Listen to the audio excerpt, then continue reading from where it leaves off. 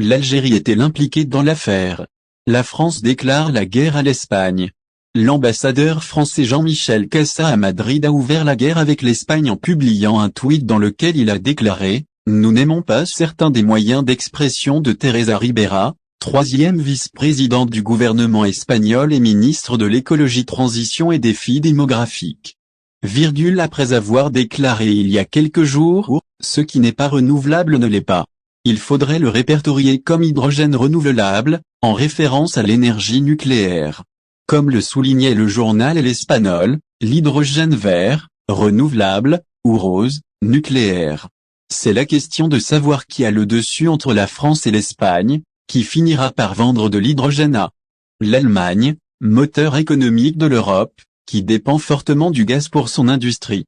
La même source a ajouté, il y a quelques jours, Teresa Ribera, la troisième vice-présidente du gouvernement espagnol, et ministre de la transition écologique et du défi démographique, a déclaré dans une interview à la presse qu'il faut être rationnel et réaliste, et non inclure l'hydrogène renouvelable.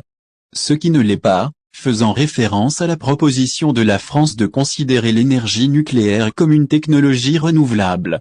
La même source a indiqué que l'objectif du souhait des deux pays est de savoir qui fournira de l'hydrogène via le controversé pipeline d'hydrogène H2, qui vise à relier la péninsule à la France via un pipeline sous-marin qui partira de Barcelone pour rejoindre Marseille. Ce débat déforme quelque chose d'essentiel pour l'avenir du système énergétique et des signaux liés à l'innovation, a déclaré Ribera il y a quelques jours. Elle a ajouté, la France aspire à produire de l'hydrogène avec des centrales nucléaires, et cela ne s'est jamais caché, et cela nous semble raisonnable, mais elle ne le considère pas comme renouvelable, car ce n'est pas le cas. D'après ce qu'a rapporté le journal, le ministre espagnol a déclaré, ajoutant la même source, l'avenir de l'oléoduc hydrogène n'est pas en danger, mais je n'aime pas la façon dont la France s'exprime, et si elle change d'avis, alors dites-le. En tout cas, nous avons toujours dit que l'énergie nucléaire ne pouvait pas être considérée comme renouvelable pour atteindre les objectifs européens. Une source au sein du cabinet d'Agnès Pannier-Runacher, ministre française de la transition énergétique, soulignait il y a quelques jours que la viabilité économique du projet H2 risque d'être remise en cause si les résultats des négociations européennes ne tiennent pas compte des faibles carbone hydrogène, se référant aux produits nucléaires. Selon le journal lui-même, le journal a ajouté, ce n'est pas étrange.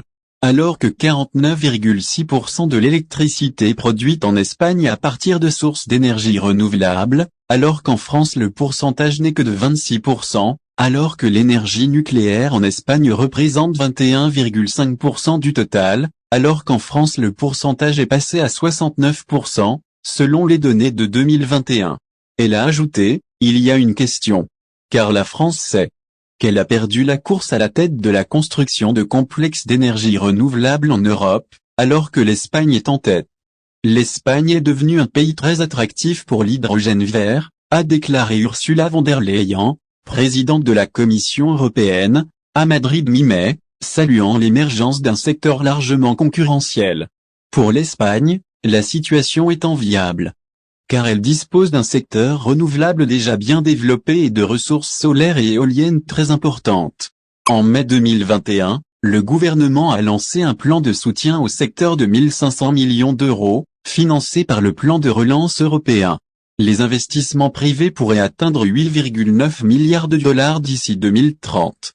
Le journal rappelle que l'énergie nucléaire est aussi le troisième secteur industriel en France. Avec 3000 entreprises à travers le pays, et plus de 220 000 travailleurs, 6,7% de l'emploi industriel, cette industrie pourrait bientôt générer une nouvelle vague d'emplois, si les nouveaux projets nucléaires du président du pays, Emmanuel Macron, sont vantés. En février 2022, elle a annoncé la construction d'un nouveau parc de 6 réacteurs EPR, dont la construction débutera en 2023. La même source a indiqué qu'à l'avenir, il faudra embaucher au moins 30 000 personnes supplémentaires, 10 000 dans l'exploitation et la maintenance et 20 000 dans les travaux de construction.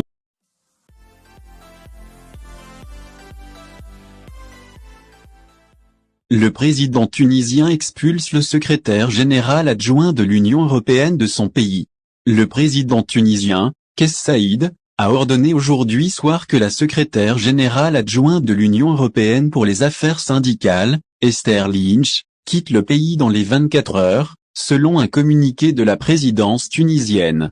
Selon la même source, l'expulsion de la secrétaire générale adjointe de l'Union européenne pour les affaires syndicales est intervenue dans le contexte de sa participation à une marche de protestation dans la ville de Sfax et de ses propos qualifiés d'ingérence flagrante dans affaires. Le communiqué de la présidence tunisienne a ajouté que Esther Lynch avait été informée de sa décision de quitter le pays dans les 24 heures, et qu'elle était devenue persona non grata.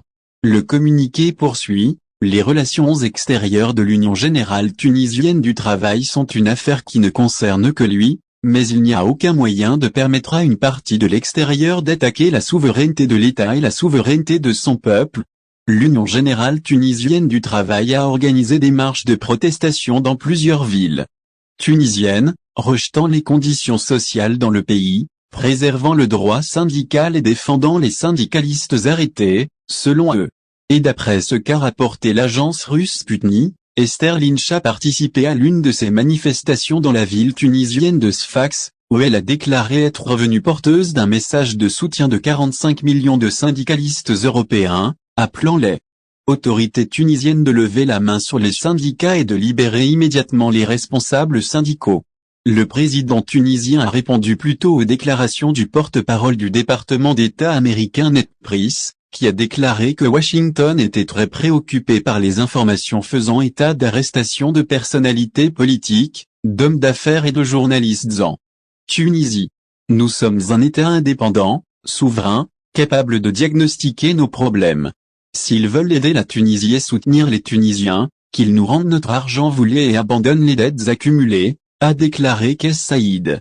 La Tunisie connaît depuis un certain temps une crise financière, avec une forte inflation, qui a entraîné une hausse des prix à la consommation.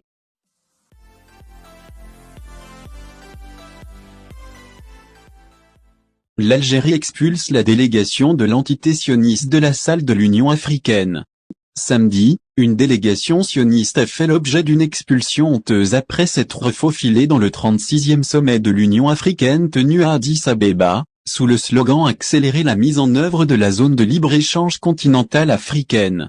Les représentants de l'entité terroriste ont été expulsés après que la délégation algérienne participant au sommet s'en est rendue compte et a exigé l'expulsion immédiate des diplomates d'occupation de la salle comme condition pour ouvrir la session ou annuler complètement le sommet si cette délégation restait. Et la voix de la délégation algérienne a été rejointe par la délégation sud-africaine, où le chef de la commission, Moussa Faki, qui a envoyé l'invitation à l'entité, s'est retrouvé isolé et contraint de répondre à la demande de la délégation algérienne et de la délégation sud-africaine. Le sioniste et son refus de partir, alors qu'il est resté dans la salle pendant plus de 20 minutes, les cadres de la commission ont eu recours à leur expulsion d'une manière pour le moins humiliante.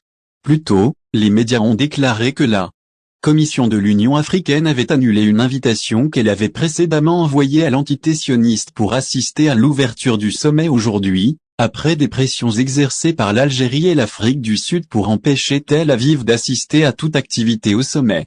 On s'attend à ce que la question du retrait du statut de membre observateur de l'Union africaine à l'entité criminelle soit à l'ordre du jour du sommet africain régulier.